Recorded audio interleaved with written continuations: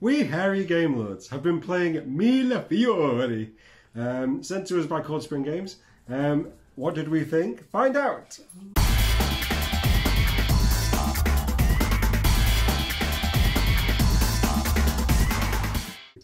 Slightly beardy James here. Mille Fiori is how Italian people say 1,000 flames or 1,000 flowers. It is a glass blowing game, but we didn't blow any glass. We put down these beautiful diamonds there. So this game is really nice to look at the table. Actually, when it catches the light from this angle, it's so beautiful because you're going to be placing your tokens across the board. We are working in the glittering lagoon and recreating history as we manufacture glass and send it out into the world using the secrets of the lagoon. So on your turn, you're going to be choosing one of these cards. You'll be getting 5 of them, and on the different cards you'll see different things. These ones here have keys to houses. If you can get houses in a row, you'll get more and more points. These are for manufactured products. If you make something that's already popular, you'll get loads of points, and anyone else who's already made it will get points. There are cards which are about manufacturing in the workshops, and if you connect up your workshops, you'll get loads of points. Now, basically, there are just so many ways to get points in this game. There's a theme, though, isn't there? Yeah. Connection. The theme is... Oh, I feel like we've learned something today. Mille Fiori is all about connection, and that's what we've done around the table tonight. So, as you're drafting, you're going to be choosing one of these cards, and you're going to be passing on the other ones to the next player. So you choose one of them, and you play it, and you match the little symbol on your card to what's on the board. And based on where you put it, you're going to get some more points, and you can be very clever and get loads of points doing loads of the same kind of stuff. If you diversify, you get even more points. This game has been really fun to play around the table as we go. We've played 4 of us tonight. I also played this with 2, which is a slightly different experience. Firstly, I played with my 3-year-old, who beat me. Good teacher, great teach. Great teach. I'm a really good teacher. I taught her how to play, she beat me. And then I played against my dad. I used my 3-year-old's tactic, which was build loads of houses. I beat him very well. But then we played tonight, and I told everybody my secrets about my tactics, and I got a measly 172 points, which sounds like a lot, but it's not. James, did you even build a house? No. No, I didn't build a single house today.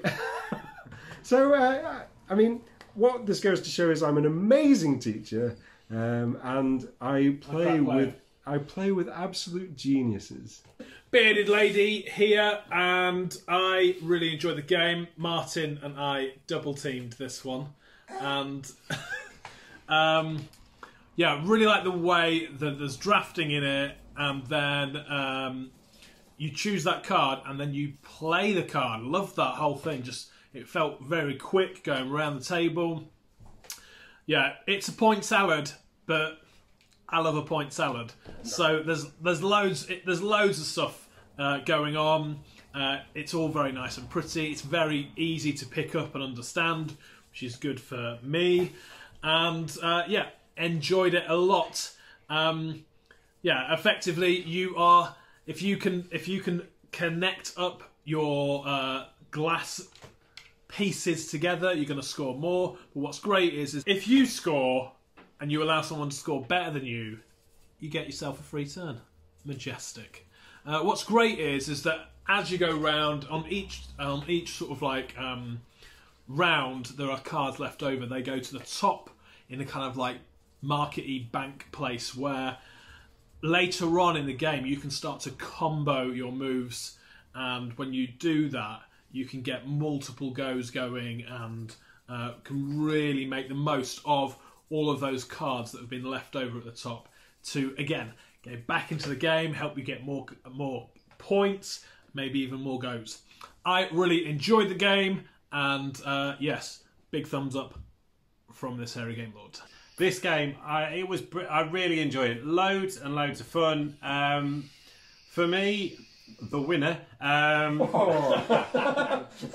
It's been a while, so it's extra special. I think, I'll be honest, I think it's one of those games that if we played this a few more times, so I think as a first play, all you are doing, and I imagine second and third play, probably, all you will be doing is focusing on the cards you've got and picking the best option for you, rather than doing the hate drafting or the like that sort of, where I think you could probably, there will come a point in this game, particularly if we've played it with people who've played it a few times, where it's not just about going after your one strategy or playing your couple of strategies across the board, but you'd actually be thinking about, right, how am I going to stop Dave from doing that, or how am I going to... None of us, I don't think, did that this game, so it was just down to who got possibly the best draw of the cards, because we were actually all within sort of 15, 20 points of each other in a 200-point game. That's not, for me, that's not a huge swing. So I went after, I followed James's strategy and managed somehow to get 3 houses in a row. Immediately then got a free card. What did I do? Picked another house, because each time you add to your trail of houses, you get all of those houses plus your new house to score, so it multiplies up really quickly. That immediately, with the 4th different house, scored me 20 points. I managed to get another house out, getting me another free card, giving me another house, so you ended up just ramping that up really quickly, which gave me a really...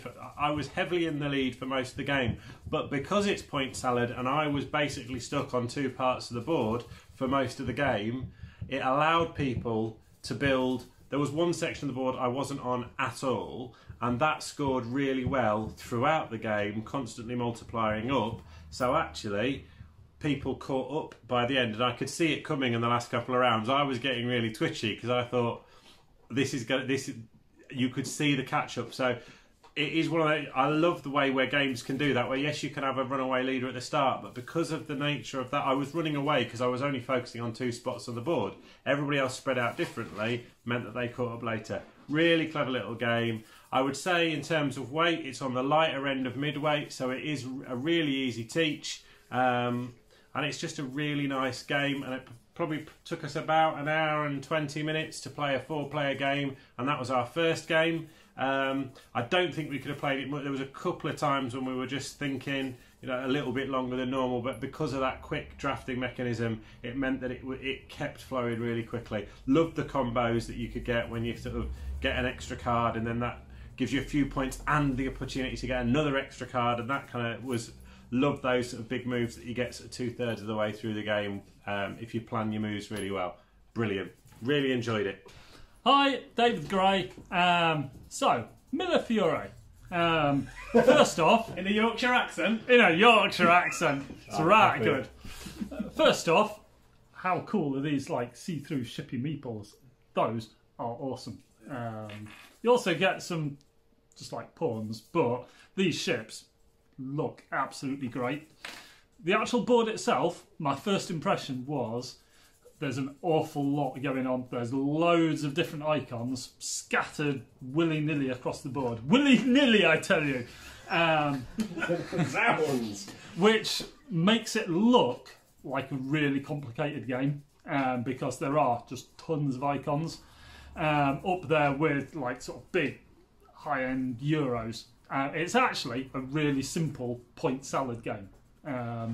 Looks great. I'll be honest, I'm a bit on the fence about it because it is very straightforward. Shush, James. Is it because you didn't win?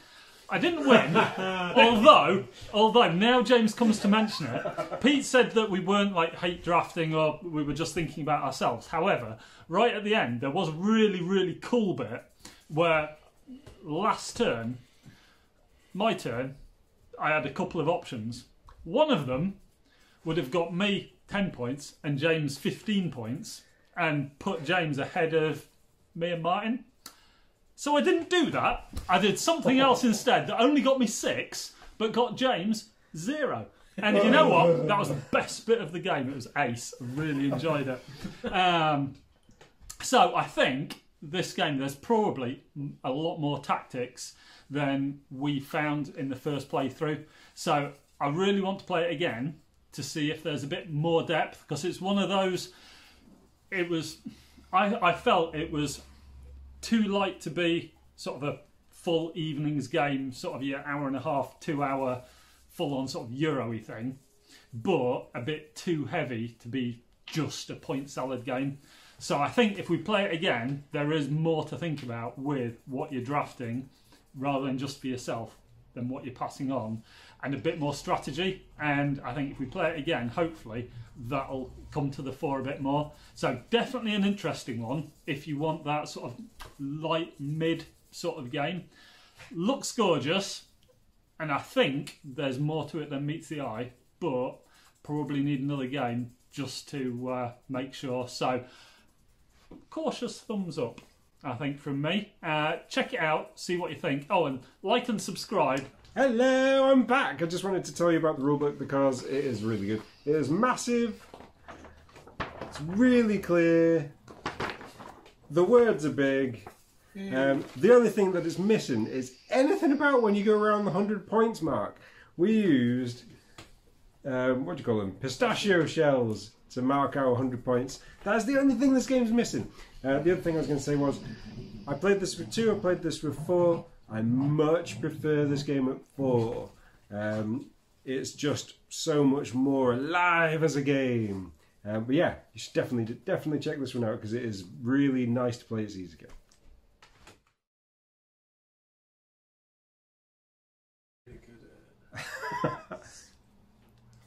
We hairy game lords. Ooh, we hairy game nerds. We hairy. I can't say anymore. Tits for you. Shh. It's a secret. Sucking up won't get you anywhere. No. Well, it will. Not if you're blowing glass. Lost in the Get game. hot lips. Hot lips. Mille Fiori. That's the problem. I see what you're doing. You can't actually do it without putting on the accent, can It's you? Italian. It's an Italian. This game. This game. This game. Mille Fiori. This game.